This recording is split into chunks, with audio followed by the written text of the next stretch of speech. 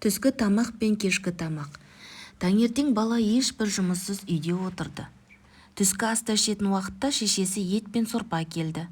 Бала сорпаны татып көрді де, бүгін сорпа дәмсіз екен, деді.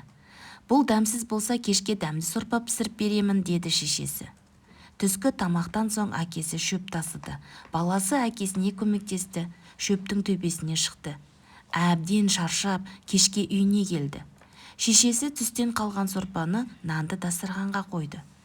Баласы сорпаны татып байқады да, түстегі сорпадан мына сорпа дәмдірек, деді. Сонда шешесі, бұл түстегі сорпаның қалғаны еді. Сен түстен кейін жұмыс істеп қатты шаршадың. Содан саған бұл сорпа дәмді көрінді. Таңертең ешбір жұмыссыз үйде отырдың.